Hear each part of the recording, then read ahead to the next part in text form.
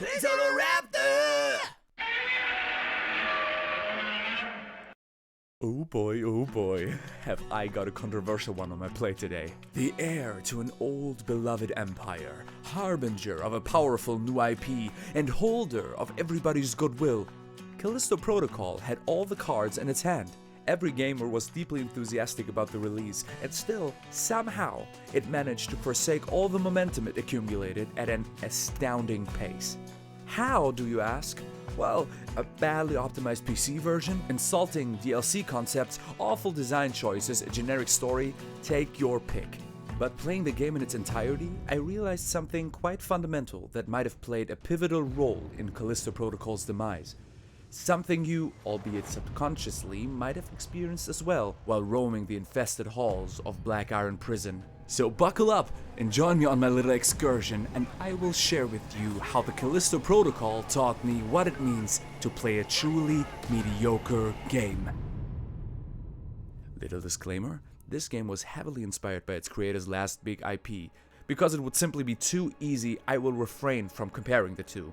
I repeat, I will not compare Callisto Protocol to this game. Oh, this number? You can ignore this number. It's for something entirely unrelated. Good? Good. Let's start at the start. Once a painfully self-indulgent cutscene is over, which somewhat explains why we shouldn't be in space prison, we wake up in space prison. Hey, you. You're finally awake. Sadly, this is not Space-Time Real though, and we're also not a Space Argonian. Instead, we just take on the role of the quite regular Jacob, who is a space pilot who reminds me a lot of John Marston from Red Dead Redemption 1 and 2, which are such great games. Did you play those? I mean, especially the arc of Arthur Morgan in RDR2 is just beautiful, but never mind. We immediately and conveniently wake up to an outbreak of some kind of zombie virus in the prison. Convenient because like that, the devs don't have to program the regular day cycles of the space prison with space cafeterias, space yard time, and space shivs. We get it, you're from space! Kinda sad because like that we don't have to save Jacob from becoming the new space prison bitch. You know, like Escape from Butcher Bay with Vin Diesel, also one of those underrated classics I should definitely check out again. Already trying to get under my skin, Eric. It'd be easier if I had something sharp.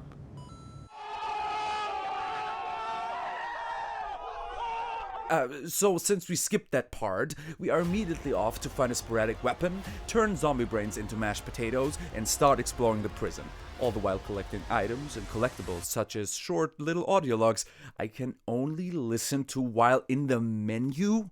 I mean, you know who did that great? BioShock. You know, from 2007. Just play them to me while I explore Callisto Protocol, or are you afraid that I will not be able to hear my radio buddy tell me the arbitrary reason the next store won't open? Shit. The door won't open until the power finishes cycling up. Riveting. That reminds me that I never played those BioShock Infinite DLCs. Those might be fun. Oh yes, the combat system, that literally was a hit or miss. No, please, hear me out. Right after playing God of War Ragnarok, where a good dodge showered me with nice endorphins, this was underwhelming, especially since the game could not really make up its mind whether close combat should be a viable option, or if any attempt at it should immediately be punished with a horrible, gruesome, bloody death by stomp. And especially since at the beginning of the game most zombie encounters ended up as close quarter combat, Callisto Protocol's horror elements swiftly evaporated in thin, beautifully animated air. The moment you want the monsters to be in your face, it's fair to say that they stop being scary. Come on, I want you to do it, I want you to do it. Come on!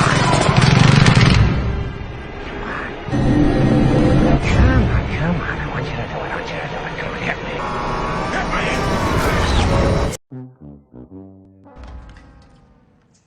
There were also a couple of vent sequences where they decided to lean more into the horror atmosphere, but since there was no movability in those vents and also no way to fight, weirdly enough, those were the least scary passages because I knew nothing could happen to me. At least in games like Arkham Asylum, vents were an integral part of the gameplay. Oh, and Arkham Asylum also did its hallucination sequences so much better. So yeah, the horror was pretty much forgettable. Big exception was the snow level, which had a couple of very nice moments. And where we also get this amazing spacesuit. It does remind me of somebody though. I'm Commander Shepard, and this is my favorite store on the Citadel. Didn't the remaster release not too long ago? Gotta jump on that one. This whole passage also threw me for a loop for an entirely different reason, because, you see, all the time we had a friend on the radio leading us along until we would finally meet up with him. But we only meet him in cutscene land, where the grass is greener, reflections are prettier, and, you know, plot can happen. So when we meet up with him, we just get separated immediately. A clear hint that, in actuality, the game had no capabilities or intention whatsoever to give me an NPC companion. Once I made peace with that thought, though, the game threw another NPC at me who could traverse the level with me, only to later remove the NPC right before the next enemy encounter. Make up your mind, Callisto Protocol. I can't keep track of any of it anymore! Well, I wouldn't be able to think of any other zombie survival single-player game with a narrative focus that was released recently that would have had that, or better AI, combat, level design, and character writing. Or stealth. Callisto Protocol introduced a stealth kill mechanic in the beginning of the game and promptly forgot about it, only to, in the latter half of the game, remember about it and throw a swarm, and I mean a friggin' buttload of blind zombies at you, so that you can simply slaughter them. I'm not kidding, like sheep to the slaughter. At some point it wasn't even funny anymore.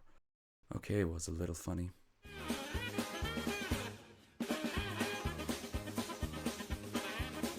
Double kill.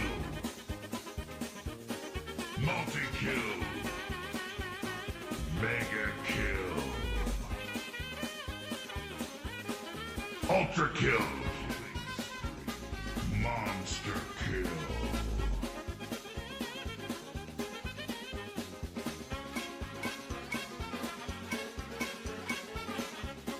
Eradication. Scary stuff. But yes, The Last of Us Part 1 or 2, take your pick, did pretty much everything about zombies better than this game.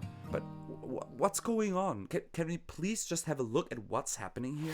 What's happening, and kid you not, that is how my playthrough went, was that with every corner I took on Callisto, I only started to think of other games. Games I finished, games I would love to play, and once this thought had crept into my mind, it finally hit me.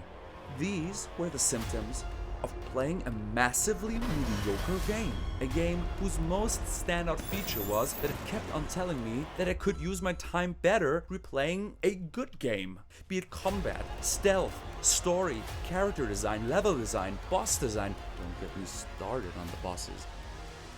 Okay, let me be nice for 30 seconds here. The graphics are very impressive. The sweat on John Marston's face, yes, I forgot his name already, but so did you.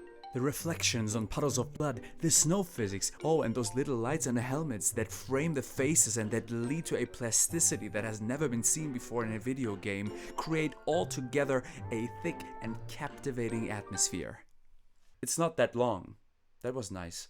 And hey, a lot of issues like messed up autosaves and janky group battles or bad animations might get patched away. But there's so many fundamental issues, like the aforementioned useless close combat options. What is this shit? You can easily spend all of your credits on your baton and then you cannot use it on any of the endgame bosses, which to be fair are only 2 bosses, with one of them copy-pasted 4 times, which is an insult to everyone who paid the same amount of money for Callisto Protocol as for Elden Ring, which had like 1 billion bosses, but here I go again. So, Callisto Protocol, should you buy it?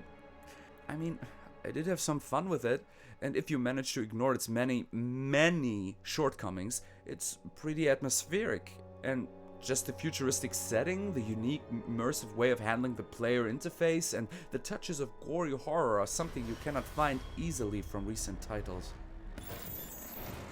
Oh yeah, right. Thank you so much for watching. This channel is a new endeavor of mine, and I'm looking forward to creating new stuff, getting in touch with you guys, finding my own voice on the YouTube. And yeah, if you want to join me on this journey, don't hesitate, like, comment, subscribe, and hey, maybe I'll see you in the next video. Bye!